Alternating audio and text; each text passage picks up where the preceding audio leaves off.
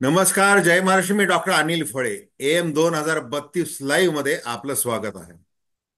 आपण आज एका अतिशय संवेदनाक्षम अशा प्रकरणावर चर्चा करणार आहोत. आणि ही चर्चा आनंद दिघे, धर्मवीर आनंद दिघे यांच्या मृत्यूच्या संदर्भात जे काही बोललं जायला लागलेलं आहे, ज्यामुळे वाद व्हायला लागलेला आहे, आणि ऐन विधानसभा निवडणुकीच्या निमित्ताने हा जो काही शिवसेनेच्या अंतर्गत जो वाद उभा राहतोय तो फार गंभीर स्वरूपाचा आहे. आणि या संदर्भात चर्चा करण्यासाठी आपल्या सोबत आहेत हरीश केंची, राजकीय विश्लेषक आणि ज्येष्ठ पत्रकार. आता हरीशजी, मला सांगा की 2001 मध्ये आनंद दिघे यांचा दुर्दैवी मृत्यू झाला. आता तो मृत्यू कसा झाला, काय झाला, कोणत्या आरोग्याच्या प्रश्नावरून झाला, याच्याबद्दल बरेचसे काही खुलासे आलेले आहेत. असं असताना एकनाथ शिंदे यांच्या नेतृत्वाखालची शिवसेना आणि उद्धव बाळासाहेब ठाकरे यांच्या नेतृत्वाखालची शिवसेना हे आनंद दिघेंच्या मृत्यू संदर्भात जे जे काही घडलेलं आहे, त्यांना जे वाटतंय ते आता बोलायला लागलेले आहेत. आणि इतकंच नाही तर निलेश राणे हे जे नारायण राणेंचे ज्येष्ठ सुपुत्र 2019 मध्ये असं म्हटले होते की त्यांनी थेट बाळासाहेब ठाकरे यांचं नाव घेत असं अद्वा तद्वा ते बोललेले होते. मग आपल्या सुपुत्राने केलेलं वक्तव्य आपल्या अंगाशी येऊ शकतं याची लगेच नारायण राणे यांना जाणीव झाली होती. आणि नारायण राणे यांनी मग सगळा खुलासा केला होता, ज्यामध्ये त्यांनी निलेश राणे यांचं म्हणणं पूर्ण खोडून काढलं.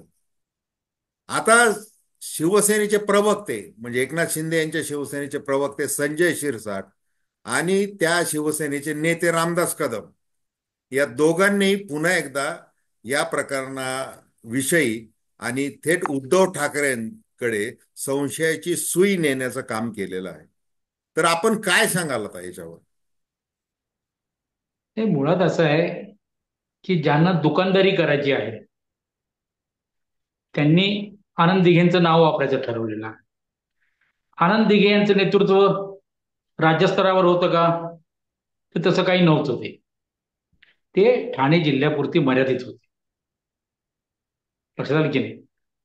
त्यांचं काम इतकं मोठं होतं की लोक त्यांच्या घरी म्हणजे आनंद आश्रमावर जायचे, कुठलीही अडचण असो, अगदी नवरा बायकोची भांडणं असो, पाण्याचा प्रश्न असो, महापालिकेचे प्रश्न असो किंवा इतर कुठलेही प्रश्न असले तरी लोक एक विश्वासाने त्यांच्याकडे जायचे. म्हणजे पूर्वीच्या काळामध्ये शिवसेनेच्या शाखा ज्या मोठ्या प्रमाणात काम करत होते ना, तशा पद्धतीचं काम ते करत होते तिथे.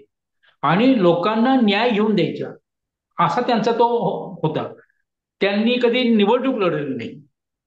ते राजकारणापेक्षा धार्मिक बाबीमध्ये खूप मोठे होते. ते शाक्त पंथाचे होते. म्हणजे आपल्या देवीची पूजा करतो ना आपण, नवरात्राचा उत्सव त्यांनी तिथं सुरू केला, दहीहंडी ठाण्यात त्यांनी सुरू केली. धार्मिक बाबीबद्दल ते खूप आग्रही असायचे. म्हणजे तुम्हाला आठवत असेल की दुर्गाडी किल्ल्यावर देवीचं मंदिर होतं, पण तिथे देखील थडगं थापून काही मुस्लिम लोकांनी त्याच्यावर कब्जा घ्यायचा प्रयत्न केला होता. त्यावेळेला आनंद दिघे यांनी मोर्चा काढला होता आणि त्या मोर्चामध्ये बाळासाहेबही हजर झाले होते. त्यामुळे ते आंदोलन जेवढं गाजलं तेव्हापासून तिथे परत कुणी मान वर केलेले नाही. दुर्गाडी किल्ल्यावर नवरात्रामध्ये आजही मोठ्या प्रमाणे उत्सव होतो तिथे. त्यामुळे आनंद दिघे हे धार्मिक वृत्तीचे होते, परंतु त्यांचं हिंदुत्व हे प्रबोधनकारी हिंदुत्व होतं, हे लक्षात घ्या पहिल्यांदा. ते कधीही ब्राह्मण्यवादी हिंदुत्व त्यांना अजिबात नको होतं. कारण तुम्हाला त्या वेळेला ज्या वेळेला आनंद दिघे यांचं काम ठाणे आणि त्या परिसरात सुरू होतं, त्यावेळेला संबंध त्या परिसरात संघाचं काम मोठं होतं. भारतीय जनता पक्ष, जनसंघ यांचं वर्चस्व त्या भागात होतं. तुम्हाला आठवत असेल, रामभाऊ कापसे तिथून निवडून यायचे ठाण्यातून, रामभाऊ माळगी तिथून निवडून यायचे. म्हणजे अगदी ठाणे, कल्याण, डोंबिवलीपर्यंत संबंध तो जो पट्टा आहे तिथे पूर्ण जी सत्तेची पदं होती किंवा प्रशासनाची जी पदं होती ही सगळी संघाच्या स्वयंसेवक त्यांच्याकडे होती. इवन डोंबिवलीचं जे नगराध्यक्ष पद होतं ते श्रीपाद पटवारी नावाचे जे ग्रस्त होते त्यांनी 10-12 वर्ष ते नगराध्यक्ष पद आपल्याकडे ठेवलेलं होतं. हे सगळं संघ आणि भाजप यांचं जे वर्चस्व होतं ते वर्चस्व मोडून काढायचं काम त्यांनी केलेलं आहे, हे तिथं लक्षात घेतलं पाहिजे. त्यावेळेला त्यांनी काय केलं, भारतीय जनता पक्ष किंवा राष्ट्रीय स्वयंसेवक संघ यांचं हिंदुत्व आहे, यांच्या हिंदुत्वापेक्षा आपलं हिंदुत्व कसं आग्रही राहील हे त्यांनी पाहिलं. आणि ते घेतानाच त्यांनी काय केलेलं आहे, आपल्या बरोबर जे आहेत ना ब्राह्मण मंडळीच घेतली. बघा, मोदा जोशी असतील, प्रकाश परांजपे म्हणजे खासदार होते दोनदा, मोदा जोशी दोनदा आमदार होते. ब्राह्मण मंडळी घेऊनच संघ आणि भारतीय जनता पक्षाला त्यांनी तिथे चॅलेंज केलं होतं. आणि ती हिंदुत्वाची मतं, धार्मिक जी मतं होती ती सगळी शिवसेनेकडे ओढून काढली होती. त्यांचं असं कुटुंब काही नव्हतं, त्यांनी लग्न केलेलं नव्हतं, ते ब्रह्मचारी होते. त्यामुळे 24 तास लोकांची सेवा करायला ते जात असत. प्रत्येकाला न्याय देणं हे त्यांचं काम होतं. त्यामुळे निवडणूक त्यांनी कधी लढवलेली नाही. आता त्यांच्या निधनाबाबत आता चर्चा केली जाते की उद्धव ठाकरेशी संबंधित की बाळासाहेबांशी संबंधित आहेत. परंतु एक लक्षात घ्या, ठाण्याचं मगाशी तुम्हाला म्हटलं ठाण्यापुरती नेतृत्व होतं आनंद दिघेंचं. त्यामुळे ते लावताना असं लावायचंय शिवसेना प्रमुख ठाणे. त्यानंतर बाळासाहेबांनी त्यांना बजावलं शिवसेना प्रमुख एकच आहे, जिल्हा प्रमुख ठाणे आनंद दिघे अशा पद्धतीचं नावाला सुरुवात केली. त्यामुळे तिथं शिवसेनेचं वर्चस्व होतं का, ठाणे सोडून बाहेर येऊन कधी आनंद दिघेने काम केलेलं नाही, महाराष्ट्रामध्ये कधी काम केलेलं नाही. इव्हन संभाजीनगरला किंवा मराठवाड्यात येऊन कुठं काम केलं ना, ते ठाण्यापुरतं त्यांचं आपलं त्यांनी आखून घेतलं होतं कार्यक्षेत्र आणि तिथंच ते काम करत होते. आता निधनाबद्दल चर्चा होते. आपले माननीय आमदार आहेत सिडकोचे अध्यक्ष शिरसाट यांनी परवा एक वक्तव्य केलं. त्यांच्या मृत्यूबद्दल त्यांनी एक शंका उपस्थित केली की त्यांच्या मृत्यूने ज्यांना फायदा होता त्यांनी तो घडवून आणला असं त्यांनी सांगितलं. त्याच्या आधी देखील तुम्ही म्हटलात तसं निलेश राणे, नितेश राणे यांनी ही बडबड केली होती. परंतु नारायण राणे यांनी जी टीव्हीवर मुलाखत घेऊन सांगितलं, काय सांगितलं त्यांनी तिथे, की ज्या वेळेला आनंद दिघे अत्यवस्थ होते त्यावेळेला त्यांना शेवटचा भेटणारा मी होतो. डॉक्टर जीवापाड प्रयत्न करत होते तिथे आणि मी स्वतः तिथे होतो. आणि डॉक्टरांची चर्चा केल्यानंतर त्यांनी सांगितलं की हे अत्यवस्थ आहेत, आता खूप अडचणीचं आहे. मग मी आनंद दिघेंना भेटून बाहेर आलो, तिथून बाळासाहेबांना फोन केला आणि बाळासाहेबांना सांगितलं की असं काहीतरी करा आणि नितूर मांडकेंना तुम्ही इथे पाठवा, म्हणजे ते नितू मांडके तिथे तपासतील आणि मग पुढे उपचार करायला जास्त बरं पडेल. त्या पद्धतीनं बाळासाहेबांनी फोन केला नितू मांडकेंना की असं असेल तुम्ही बघा म्हणून. नितू मांडकेंनी नारायण राणेंना फोन केला, नेमकं काय प्रकार आहे. त्यांनी असं असं आहे म्हणून सांगितल्यानंतर नितू मांडके तिथे आले, त्यांनी तपासलं, त्यांनी उपचार किती त्यांच्यावर केले, तरी देखील त्यांना यश आलेलं नाही. आणि ते मला वाटतं 25-26 ऑगस्ट 2000 साली ते गेले. 2001 नाही, एक 2000 एक साली गेले ते. 2001. 25 ऑगस्ट 2000. एक. बर काय एक असं त्याच गेले ते. त्यानंतर काय झालं ते आपल्या सगळ्या डोळ्यासमोर आहे की ते जे सिंघानिया होते त्यांच्या जे मालकीचं हॉस्पिटल होतं ते लोकांनी जाळलं, हे सगळं डोळ्यासमोर आहे.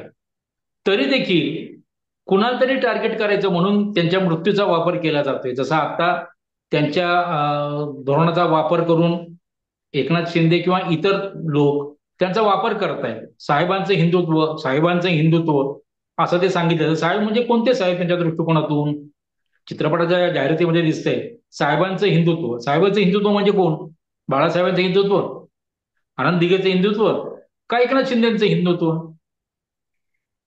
लक्षात आलं की नाही. हे हिंदुत्व त्यांचं जे आहे हे वेगळंच आहे. मी तुम्हाला मगाशी म्हटलं तसं ब्राह्मण्यवादी हिंदुत्व नव्हतं, हे इथं लक्षात घेतलं गेलं पाहिजे. हा, आता आपण एक बघा हरेशजी, म्हणजे मी थोडस हा करेक्शन करतो. नीतू मांडके हा येण्याआधीच त्यांचा मृत्यू झाला असं एका ठिकाणी कुठतरी उल्लेख आहे. हा बहुतेक ते हा राणेच तसं बरोबर. म्हटलेलं आहे. नाही, तिथे दुसरी आले गोष्ट. होते ते. हा. हा. तोपर्यंत हा बरोबर, तोपर्यंत. तोपर्यंत ते गेलेले होते. हा. तरी पण त्यांनी सगळी कागदपत्र बघितली, त्यांनी हा. सगळं सांगितलं हे योग्य हा. झालेलं, उपचार योग्य झालेला आहे, असे त्यांनी रिॲक्शन तिथे दिलेली. बरोबर. बरोबर. आणि त्यांना हृदयविकाराचा त्याच्या आधी देखील त्रास झालेला होता, असं देखील ते हो, हो. वैद्यकीय अहवाल त्यावेळेला सांगतात. बाळासाहेब पण म्हणाले होते की ज्यावेळेला अटॅक आला त्यावेळेला बाळासाहेब म्हणाले की हा. त्या आनंदला सुद्धा जास्त सिगारेटी ओढू नको, हा. खूप सिगारेट ओढतो, हा. हा. छातीचं खोकं होऊन जाईल. ते हम्म. बाळासाहेबांनी पण त्यांच्यावर टीका हो, केलेली होती की हो. नाही, त्याला सल्ला दिला होता हम्म. की सिगारेटी कमी कर, हा. हा. कारण ते चेन स्मोकर सारखे सारखे सिगारेट ओढत असायचे. हम्म. म्हणजे बघा आता ह्या दोघांचे खरं तर आता कसं आहे की राजकारण एकदा डोक्यामध्ये घुसलं ना, मग ह्या सगळ्या निष्ठा, विचार, नातेसंबंध, आणि मग प्रत्येकाचा मृत्यू, मग कशाचं काय कुठं भांडवल करायचं आणि आपलं घोडं मात्र पुढं दामटायचं, असं वृत्ती साधारणतः मनुष्य जातीमध्ये आहे. आणि ते हो, या हो, निमित्ताने दिसतंय. आता ज्या वेळेला तुम्ही ठाण्यापुरतं आनंद दिघे असं म्हणताय, तर हो, त्यावेळेला असं एक होतं की त्या अगदी भगवामय त्यांनी केलं होतं. म्हणजे संघ आणि भाजपच्या तुलनेमध्ये प्रखर हिंदुत्व काय आहे हे त्यांनी ठाणेकरांना दाखवलेलं होतं. आणि मग त्यांनी त्या मतदारसंघाचा एक भगवा नकाशाच तयार केला होता. म्हणजे जसं तुम्ही दोन नावं घेतले, भाऊ कापसे आणि रामभाऊ म्हाळगी. कापसे, रामभाऊ म्हाळगी, हा. म्हाळगी श्रीपाद यांची नावं पटवारी, घेतली. असे अनेक तर ते अनेक ज्यावेळेला सक्तीची पद्धत आनंदी त्यांच्याकडे होती. ज्यावेळेला आनंद दिघे मातोश्रीवर गेले आणि त्यांनी सांगितले की आपल्याला इथून निवडणूक लढवली पाहिजे साहेब. आणि मग ती का, तर त्यांनी ते सगळा भगवा नकाशा त्यांना तो दाखवला की आपण कुठे कुठे आपण जिंकतोय, लोक कसे आपल्या मागे आहेत. मग ते ते पटून मग शिवसेना प्रमुखांनी भाजपच्या लोकांना सांगितलं की हे बघा, याच्याबद्दल तुम्हाला काय सांगायचं आहे. आणि मग तो ठाणे हा, मग नंतरच्या काळामध्ये ठाणे हा याचा शिवसेनेचा बालेकिल्लाच झाला. म्हणजे पहिली महानगरपालिका तर त्यावेळेला मिळालेली होतीच. आणि नाही, त्या एक सांग, महापालिकेच्या हे वेळेला. राम कापसे आणि रामभाऊ म्हाळगी यांचा तो मतदारसंघ होता. हा. आनंद दिघ्यांच्या आग्रहास्तव ठाणे मतदारसंघ हा भारतीय जनता पक्षाकडनं मागून घेतला, काढून घेतला बाळासाहेबांनी. आणि मग तिथे सतीश प्रधान खासदार झाले. त्याच्यानंतर प्रकाश परांजपे खासदार झाले. ही मंडळी जी मंडळी झाली ती सगळी बाळासाहेबांनी संघाकडून, जनसंघाकडून किंवा भारतीय जनता पक्षाकडून मागून घेतलेला मतदारसंघ होता. वर्चस्व त्यांचं असलं तरी हे लक्षात घ्या. दुसरं मी माझा म्हणण्यात, हा, बोला बोला, तुम्ही बोला, तुम्ही बोला. नाही, आनंद दिघेंचा आता त्याच्यामध्ये सिंहाचा वाटा होताच. म्हणजे त्या हो, हो, ते हो, नो नाकारता डाऊट. येणारच नाहीये. दुसरं की ज्या वेळेला अयोध्येमध्ये सगळं ते बाबरी मशीद पाडणं वगैरे, तो जो डिसेंबर 92 मध्ये जो प्रकार झाला. प्रकार हो, झाला होता, तर त्यावेळेला आनंद दिघे तिकडे गेले होते. आणि ते धर्मवीर त्यांची जी पदवी आहे लोकांनी दिलेली, आणि तुम्ही जसं सुरुवातीला बोलले गेला की ते किती धार्मिक प्रवृत्तीचे होते, आणि हो, मग ते त्यांच्या नसानसात ते भिनलेलं होतं धर्म सगळा. आणि हो, मग त्यामुळे हो. ते धर्मवीर म्हणून प्रसिद्ध होतेच, आणि त्यांनी तसे ते हो, जगलेले स्वतः. आणि सर्वसामान्यांच्या दृष्टीने त्यांनी 24 तास स्वतःला वाहून घेतलेलं. वाहून घेतलं. मग ते आनंदाश्रम त्याचं तेच चालायचं आहे. आता हो, आनंदाश्रम मध्ये आता परवा काहीतरी नोटा उधळल्या गेल्या, किंवा मग आता हे उधळल्या गेल्या म्हणजे ते आता जाणीवपूर्वक केलं की, किंवा ते म्हणजे ते बदलतं स्वरूप आहे. सांगायचा उद्देश असा आहे, तात्पर्य असं आहे की हे बदलतंय. म्हणजे ज्या वेळेला शिवसेना म्हणजे 80च्या दशकाच्या आधीची जी शिवसेना होती, ती अगदी कडवी संघटना म्हणून होती. मग ज्या हो, वेळेला राजकारण सुरू झालं, मग त्याला राजकारणाबरोबर म्हणजे काय आहे की ते जे अवगुण यायचे ते देखील अवगुण आले, आणि मग त्याच्यातून हे सत्तेचं राजकारण सगळं ते सुरू झालं. मग आता आपण ज्या वेळेला मातोश्रीबद्दल बोलतो आणि हे सगळे वेगवेगळे उल्लेख करतात, आता संजय शिरसाट घ्या किंवा उद्धव बाळासाहेब ठाकरे, याच्यामध्ये जे आमदार आहेत, हे जुने लोक म्हणतो मी, हे सगळे आजही आपल्या चांगल्या परिचयाचे आहेत, आपले चांगले हो, मित्र आहेत. मला संजय शिरसाट यांच्याबद्दल सांगायचं आहे, ते असे एकदाच त्यांनी नाराज झाले होते शिवसेना प्रमुख बाळासाहेब ठाकरे यांच्यावर, आणि शिवसेनेतून ते बाहेर पडले होते, त्यांची हकालपट्टी झाली होती. त्याचं कारण असं होतं की त्यांनी काही इथल्या जी सुभाष पाटील असतील, दत्ता पात्रीकर, नंतर एक प्रताप घारे म्हणून एक प्रस्ताव होतं, एक प्लॉटिंगचा व्यवसाय करणारे. मग नंतर हे संजय शिरसाट, त्यांनी एक पत्रकार परिषद घेतली होती ऐन निवडणुकीच्या वेळेला, आणि हो, सांगितलं होतं हो, की शिवसेना प्रमुख बाळासाहेब ठाकरे हे महाराष्ट्राचं PR कार्ड काढून विकून टाकतील महाराष्ट्राला. म्हणजे आणि हे भगव्या भानामतीचं भूत आहे, अशा शब्दांमध्ये टीका झालेली त्यावेळेला.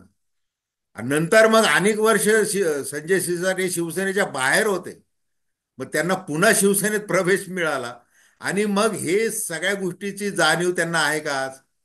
मग आता आज ते जे काही बोलत आहेत ते उद्धव ठाकरे यांना समोर ठेवून बोलत आहेत, की कुठेतरी शंका वाढल्या पाहिजेत.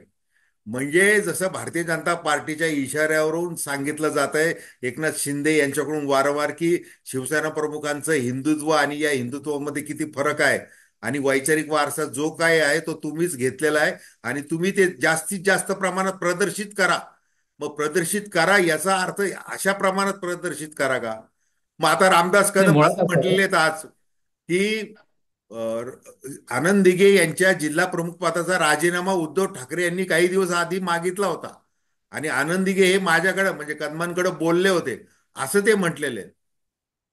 आणि मग आता ते तुम्हाला आता सांगतो. धर्मवीर जो सिनेमा आहे त्याच्याबद्दल हा, म्हणजे वेगवेगळे अजून आता त्याच्यामध्ये काय काय दाखवलेलं आहे, धर्मवीर एक मध्ये काय दाखवलंय, धर्मवीर दोन मध्ये काय दाखवलेलं आहे, हे सगळं ते सिनेमॅटिक लिबर्टी म्हणून ठीक आहे. परंतु ज्या सत्य घटनांवर आहे, सत्य म्हणजे जे काही राजकारण, धर्मकारण, समाजकारण जे काही घडून गेलेलं आहे, आणि ते मातोश्री आणि आनंदाश्रम याच्यामध्ये विनाकारण लावणं, पुन्हा संशयाची भूतं उभं करणं, तर आता हे याचं म्हणजे काय वाटतं तुम्हाला काय होऊ शकतं?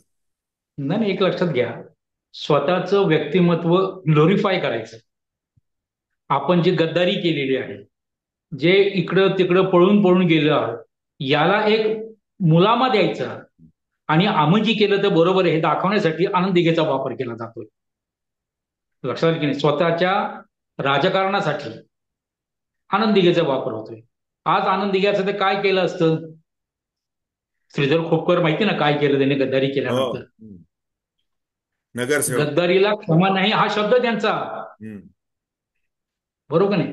पण लक्षात घ्या, आनंद दिघे मी मगापासून म्हणतोय हे ठाणे जिल्ह्यापुरते मर्यादित होते. ठाणे जिल्हा हा महाराष्ट्राचा सगळ्यात मोठा जिल्हा आहे. त्यामुळे शिवसेनेचं काम तिथं वाढावं म्हणून त्यांनी प्रचंड काम केलं. लोकांच्या दारात जाऊन लोकांना बरोबर घेऊन खूप मोठं कामं, मोठी मोठी कामं त्यांनी केलेली आहेत. परंतु शिवसेनेमध्ये ते एक जिल्हा प्रमुखच होते. मुंबईच्या जवळ असताना देखील त्यांना शिवसेनेमधलं उपनेताही केलेलं नव्हतं, नेतेपदी दिले नव्हतं. त्या तुलनेमध्ये सतीश प्रधान ठाण्याचे, जे तिथे खासदार झाले, महापौर झाले पहिले, त्याच्यानंतर शिवसेनेचे नेते होते. लक्षात आलं की नाही? साबीर शेख हे शिवसेनेचे नेते होते. अनंत तरे हे शिवसेनेचे उपनेते होते. अशी दिग्गज माणसं ठाण्यामध्ये होती ना. आनंद दिघेच एवढंच नाही, हे सगळं टीमवर्क होतं. हम्म. मुळात त्यावेळेला एकनाथ शिंदे होते कुठे? नव्हतेच ना. आता मला सांगा, ठाण्याच्या जिल्हा प्रमुख पद आनंद दिघेकडनं काढून घ्यायचं, हे बाळासाहेब जिवंत असताना उद्धव ठाकरे सांगू शकतात का? कारण उद्धव ठाकरेंकडे शिवसेना बाळासाहेबांनी सोपवली ती 2003 मध्ये. हम्म.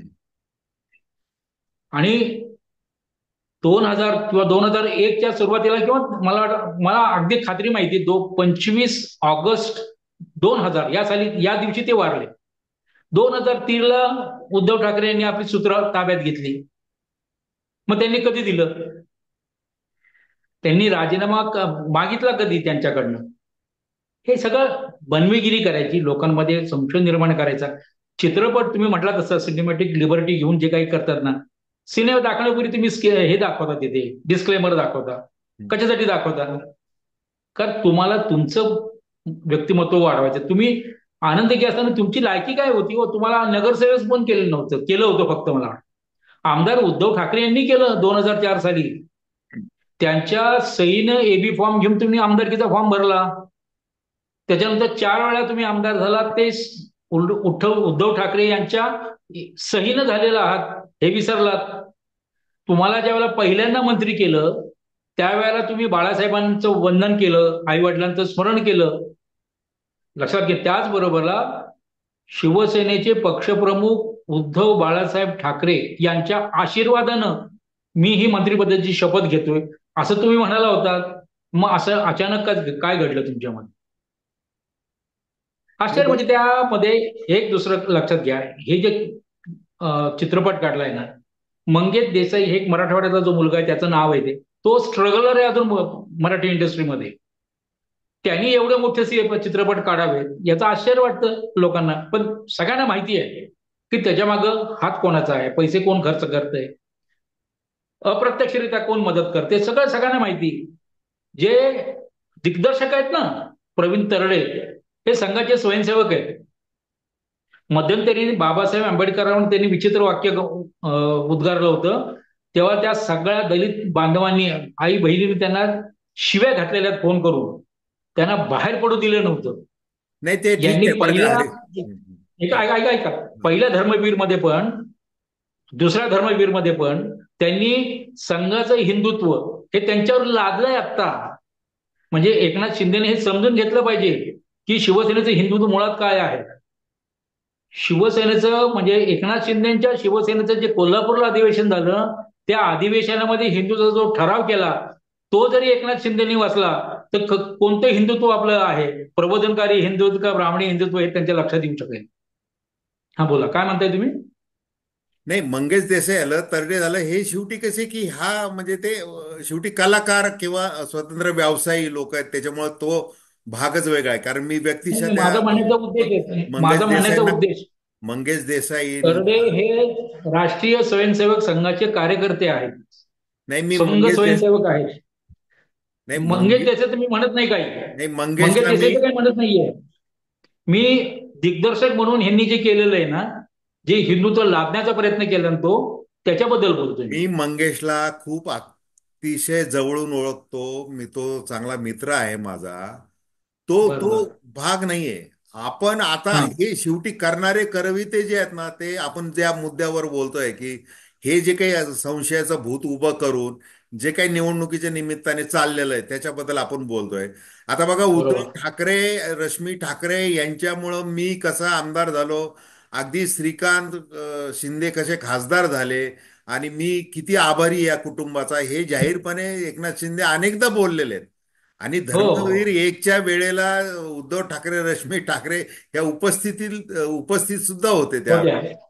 आता हो त्याच्यात हो हो. कुठला प्रसंग, मग आता धर्मवीर टू मध्ये काय ते सगळं तुकडे जोडो आंदोलन ते सगळं करून ते जे काही मुलामा, जसं तुम्ही म्हटलं की तो उभा करायचा आहे आणि फोकस दुसरीकडे न्यायचा आहे, हे तर सरळ सरळ दिसतच आहे. हे तात्विक हो किंवा हिंदुत्वाचा मुलामा द्यायचा आणि आपलं कुठलं तरी ग्लोरीफाय करायची आपली इमेज, त्याचा इमेज बस. मेकिंगचा तो एक भाग आहे. त्याच हो दृष्टीने हो तेवढेच मर्यादित त्याच्याकडे बघता येणार आहे. हो. मला एक तुम्हाला असं विचारायचं आहे की उद्धव ठाकरे यांच्यावर नारायण राणे यांचा रोष, राज ठाकरे यांचा उद्धव ठाकरेंवर रोष, एकनाथ शिंदे यांचा उद्धव ठाकरेंवर रोष, त्यांच्या या तिघांच्या सोबत जे काही गेलेले आहेत नेते, उपनेते, खासदार, आमदार, त्यांचा उद्धव ठाकरेंवर रोष, असं उद्धव ठाकरेंमध्ये काय तुम्हाला उणीव जाणवते आणि उद्धव ठाकरेंवर रोष काय, याच्याबद्दल तुम्ही काय सांगू शकता? नाही, कसं आहे, प्रत्येक नेत्यांमध्ये संघटन कौशल्य असतं, बरोबर नाही? आपले लोक का जात आहेत याचा विचार करायला हवा होता त्यांनी. त्यांना थांबवायला हवं होतं. त्यांच्या ज्या अडचणी आहेत त्या समजून घ्यायचं गरज होती.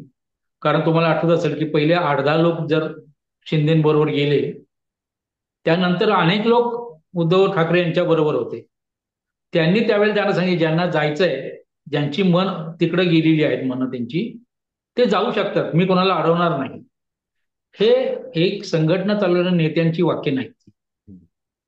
कारण शिवसेना प्रमुखांचं व्यक्तिमत्व हे खूप वेगळं होतं. लक्षात आलं की नाही? ते कोणाला बाहेर जाऊ द्यायचे नाही. ते कुटुंब प्रमुख म्हणून त्यांनी जे काय काम केलं होतं बाळासाहेबांनी, की कोणाला बाहेर जाऊ द्यायचा प्रयत्न करतो. बंडू शिंगरे गेले, त्यांनी काय केलं? लक्षात आलं की नाही? पण उद्धव ठाकरेंकडे ना अत्यंत समंजसपणा असल्या कारणानं त्यांनी ते अग्रेसिव्हपणे मांडले नाही किंवा बोलले नाही, तुम्हाला जायचं तुम्ही जा. हे त्यांनी संघटन कौशल्य ज्याला म्हणतात ना, संघटना चालवायची म्हटलं, ज्या गोष्टी कराव्या लागतात तेवढा निग्रह त्यांच्याकडे नाही असं मला वाटतं, म्हणून ही मंडळी सगळी गेली. आणि दुसरं असं की त्या सत्ता आल्यानंतर कोविडचा जो प्रकार झाला ना, त्याच्यामध्ये सरकार नावाचं वस्तूच नव्हती ना. त्यामुळे जे आमदार होते त्या आमदारांना काहीच काम करता येत नव्हतं. हे खरं तर आमदारांनी समजून घ्यायला हवं होतं. परंतु दुसऱ्या बाजूला काल परवा आपण ज्या एपिसोड केलं त्याच्यामध्ये तुम्हाला जाणवत असेल की शिवसेनेला तोडायचंच, कारण 2019ला जे काही नाट्य घडलं त्यातून हे सगळं उद्भवलेलं होतं राजकारण.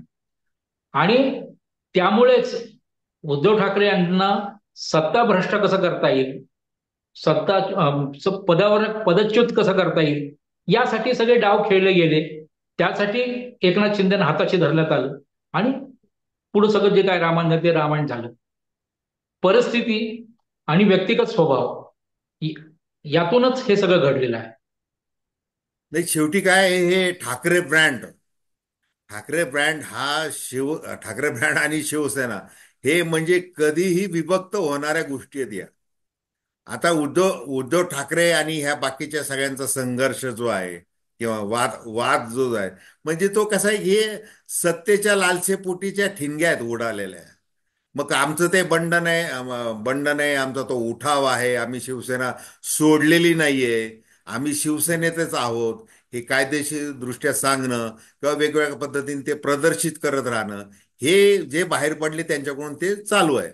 आता राज ठाकरे यांनी लोणावळ्याच्या शिबिरामध्ये उद्धव ठाकरे यांनी कार्यकारी प्रमुख व्हावं असा त्यांनी तो ठराव मांडला होता आणि मग त्यांना अनुमोदन दिलं गेलं. मग त्याच्यानंतर शिवसेना प्रमुखांनी आवर्जून ते सगळं सांगितलं की म्हणजे ज्या वेळेला मनसे महाराष्ट्र नवनिर्माण सेना स्थापन केली आणि राज ठाकरे बाहेर पडले, त्यावेळेला बाळासाहेब ठाकरेंनी व्यासपीठावरून सांगितलं होतं की बाबा, उद्धवचं नाव तूच सुचवलं होतं ना कार्यकारी अध्यक्ष व्हावं म्हणून, म्हणजे आता कशाला तुमच्यामध्ये हे पाहिजे वैर आणि हे कशाला दुरावा पाहिजेत, असं त्यांनी ते त्यांच्या भाषेमध्ये त्यांच्या शैलीमध्ये ते सांगितलं होतं. आणि मग ते दोघंही हे हो. उद्धव आणि राज हे युवा नेता असं जे म्हणायचे. मग बाळासाहेब ठाकरे एकदा आपल्या शैलीमध्ये म्हटले ते युवा युवा उवा उवा वाटतंय म्हणे ते, म्हणून त्या दोघांना ते नेतेपद दिलं. आणि मग नंतर त्या दोघांचाही स्वतंत्र आपला राजकीय प्रवास सुरू झालेला आहे. आता मग राज ठाकरे हे वैचारिक वारसदार आहेत का, एकनाथ शिंदे हे वारसदार आहेत का वैचारिक वारसदार, की केवळ पुत्र असल्यामुळे उद्धव ठाकरे वारसदार आहेत का, हे प्रश्न म्हणजे कसे त्या त्या समर्थकांच्या दृष्टीने त्यांची ते उत्तर शोधतात की हाच वारसदार आहे म्हणून. आता ते कसं आहे की शेवटी ही वाहती म्हणजे ही विचार प्रवाह येतो, त्या प्रवाहाच्या दिशेने कसं कसं राजकारण घडतंय आणि या राजकारणाच्या सगळ्या दलदलीमध्ये आपलं फूल कुठं उमललं पाहिजे, आपल्याला कोणती खुर्ची मिळाली पाहिजे, आपल्याला कशी सत्ता मिळाली पाहिजे, यावरूनचे सगळे हे भांडण आहेत. मूळ हिंदुत्व विचारधारा हे सगळं बाजूला राहिलेलं आहे. आणि शेवटी फरफट कोणाची होतीये, तर ती सर्वसामान्य शिवसैनिकाची होती. म्हणजे आजही एकनाथ शिंदे यांच्या बरोबर गेलेले काही शिवसैनिक आहेत, त्यांना म्हणजे आज खालच्या तुम्ही कॅडर म्हणजे पाहिलं कॅडरच्या खाली, तर सगळ्यांची मैत्री आहे, असं काही त्यांनी शत्रुत्व पत्करलेलं नाहीये एकमेकांशी. ते आजही भेटतात, गळ्यात गळे घालतात, अगदी नेते म्हणजे मंत्री आमदार सुद्धा एकमेकाला भेटतात, एकमेकांचे कामं करून घेतात आहे. तुम्ही मंत्रालयात जर बारकाईने जर पाहिलं तर विरोधी पक्ष नेताही असो किंवा सत्ताधारी आमदार असो, मंत्री आहे, एकमेकांची कामं करतात ते सगळं, म्हणजे हे सगळं चालू आहे, खाली पण चालू आहे, वर पण चालू आहे. पण ज्या वेळेला आता निवडणुकीचं राजकारण येतं, मग एकमेकाला बळ दाखवण्याचा प्रयत्न होतो आणि मग वरिष्ठ पातळीवर काय होतं की हे सगळा फुलोरा फुलवला जातो. आणि त्या फुलोरा फुलवण्याच्या नादातच काय होतंय की आनंद दिघे यांचा मृत्यू कसा झाला, काय झाला, याला ती हवा दिली जाते. आणि जेणेकरून मतांचं म्हणजे जे शिवसेनेचे म्हणून कमिटेड जे वोटर आहेत, ते आपल्याला जास्तीत जास्त कसे पडतील हे पाहण्यासाठीचे हे उद्योग आहेत. आणि हे उद्योग निरर्थक आहेत असं म्हटलं तरी काय वावगं वाटत नाही. काय वाटतंय तुम्हाला? बघा, 2006 साली हा. मला वाटतं राज ठाकरे बाहेर पडले शिवसेनेतून. हा. आणि 2003 साली महाबळेश्वरला अधिवेशन झालं शिवसेनेचं.